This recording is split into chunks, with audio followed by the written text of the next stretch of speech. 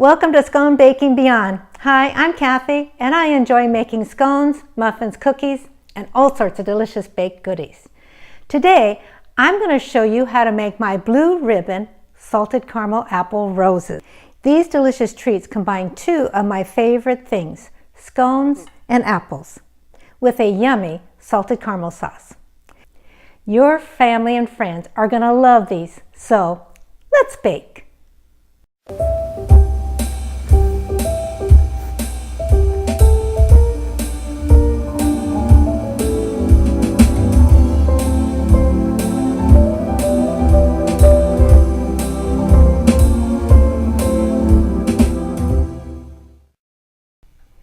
The first thing we want to do is grate 1/2 cup of cold butter.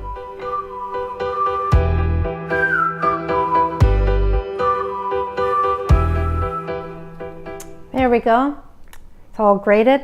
Now I've handled this butter, and I want to keep this butter as cold as I can for as long as I can. Because what happens when this butter melts, before it melts, it creates steam, and that steam creates these wonderful layers and pockets in your scones. So I've handled this butter. It's starting to come up to room temperature. I want to keep it cold, so I'm going to put it up in the freezer. While our butter's in the freezer, it's time to get our apples together. And I have here 2 Gala apples, and you can use any red apple you like to use. I just don't use Red Delicious because I find the skin is a little bit tough for these apple roses. So I like using Gala apples. I like eating these. I like their skin. So, and it's red, and they make really good roses. So any red apple that you really like to bake with, use that. But I'm using red Galas. So what we're going to do to get these apples ready is we're going to cut the apple in half. And then we're going to take out the core. And I use my little scooper here. You can use a melon scooper to do this, or you can use a spoon, or you can use a knife.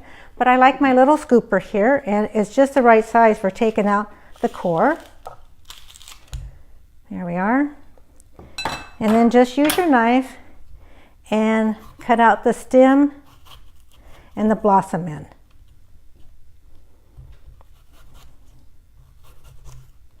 Yep, a little more of the blossom in there. There we go. Little blossom end off of there. Okay, so what we're going to do now is we're going to cut this upside down.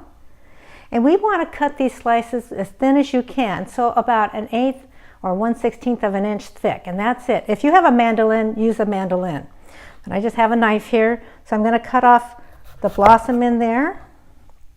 I'll eat that later. And now I'm going to just slice really as thin as you can slices.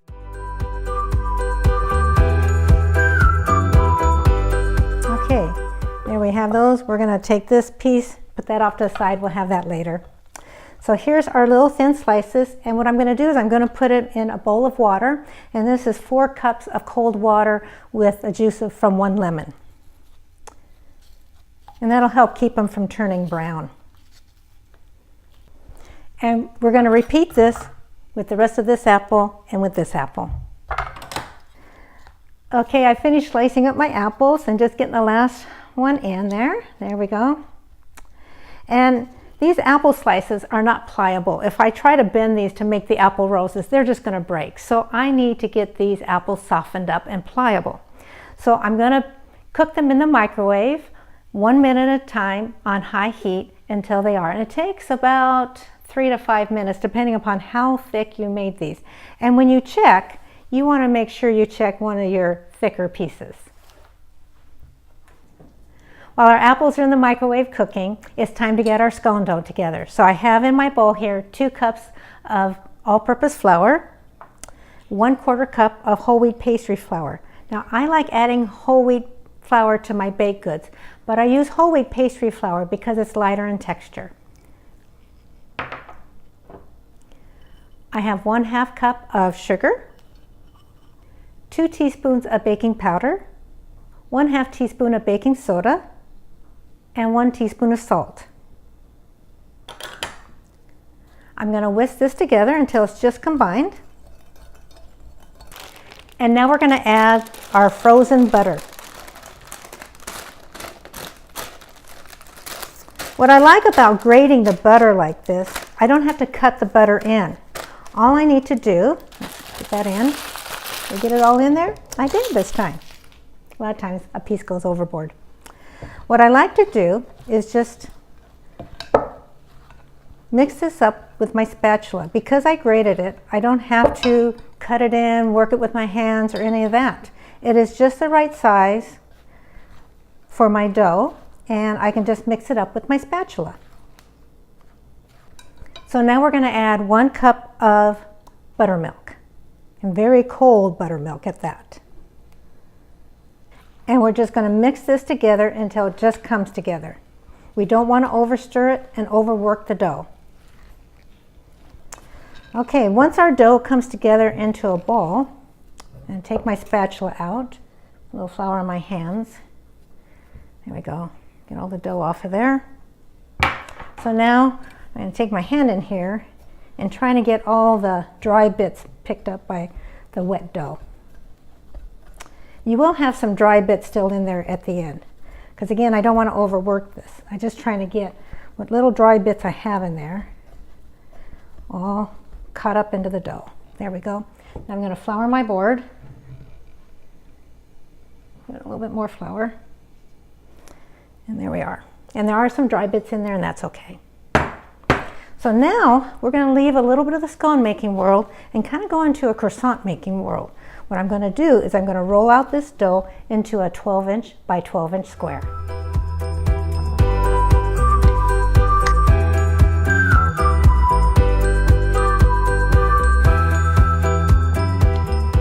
Okay, let's see how we're doing here. And just straighten up the sides a little bit, but they don't have to be perfectly straight and perfectly uniform. So we are 12 inches by 12 inches. It's just perfect. So now we're going to, like I said, we're going to take a little technique from the scone making world, and we're going to fold this over in thirds. You might need to use your scraper because sometimes it does stick. And we're going to fold it back into thirds. We're going to fold in thirds the other direction and back onto itself. Make a nice little square package here. I have a little board here. Let's just move this off. My board here, and add a little flour to it. And I started handling this dough, and that butter's starting to come up to room temperature. And again, I want to keep that butter as cold as I can for as long as I can. So I'm going to put this up in the freezer for about 5 minutes. While the dough is in the freezer just chilling out, I finished cooking the apples in the microwave, and as you can see, they're quite pliable now, so they're not going to break as we make our apple roses. So I drained the apples, and then I blotted them dry with a paper towel, and they're just sitting here cooling down now. And because there is a salted caramel sauce in this recipe, I made my salted caramel sauce. There is a link below to the recipe on my website, sconebaking.com. There's also a video demonstration how to make salted caramel sauce, and it's so easy to make. And there's a link below to that video demonstration on YouTube here. So here's my salted caramel sauce, and the recipe does make much more than you need for this recipe, but it goes wonderfully on ice cream. So you'll get to use it up, no problem. Okay, the dough's coming out of the freezer. We're going to put it on our floured board here. The apples here are cooling down. My salted caramel sauce is just hanging out, ready to go. So what we're going to do is we're going to roll this out into a 12-inch by 18-inch rectangle.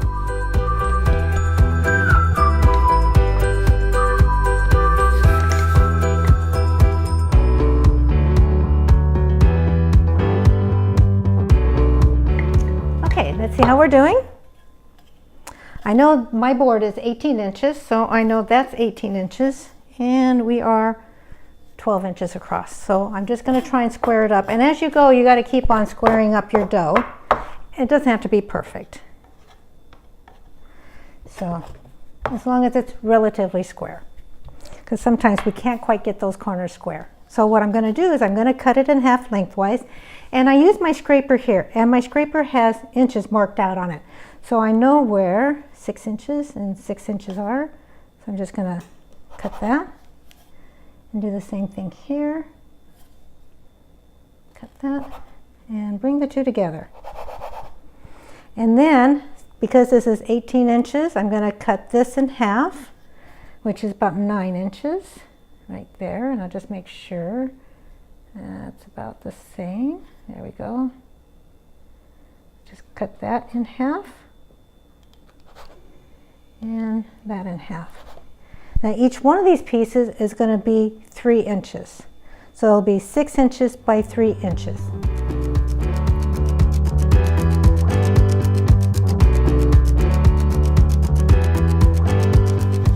There we go. So now we have 12 rectangles that are 6 inches by 3 inches. So now it's time to make our roses. So move this off to the side. So I have here a muffin tin, which is what we're going to bake these in, because these are salted caramel apple roses and we want them to look like roses. So I have one of my rectangles. I'm just going to scrape that because sometimes they still stick. So now it's time for assembly. So I have a little salted caramel sauce. We're going to put that on. There we go. And we'll put on about 4 or 5 apple slices. And we want the apple slices just to stick up from the dough just a little bit. There we go. And we need a little bit more salted caramel sauce, so we drizzle a little bit more on there. And what we're going to do is we're going to fold this over, but not quite all the way up to the tops of those apples. And now what we're going to do is this is why we need our apples pliable, because now we're going to roll this. And sometimes your fingers get a little bit wet from the apple, so you got to flour those up a little bit. There. How's that look? It's going to be so pretty. So we'll put that in our muffin tin, and we'll keep on doing this for all of these pieces.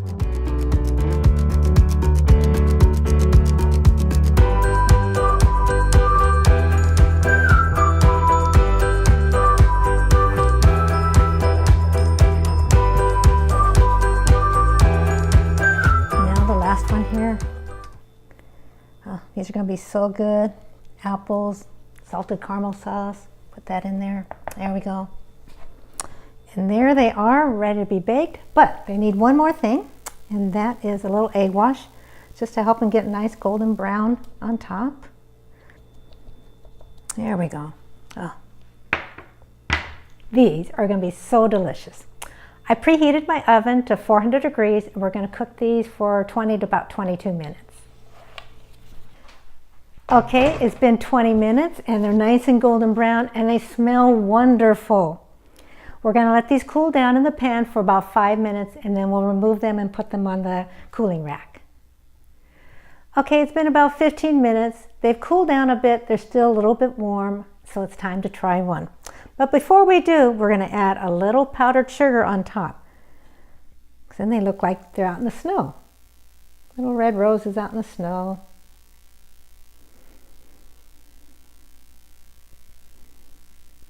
So if you're not going to eat these right away, you may not want to put the powdered sugar on until you're ready to eat them. There we go. Oh, don't those just look beautiful? So now it's time to try one. So I'm going to take this one here.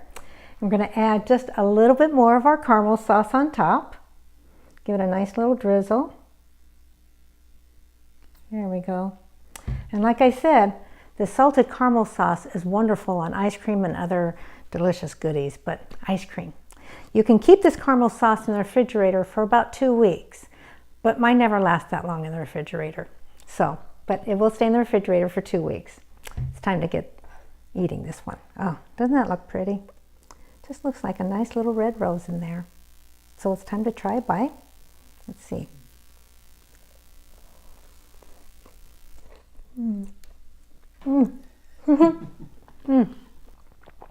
I think that was a little healthy bite there, but that's okay. But it is so good.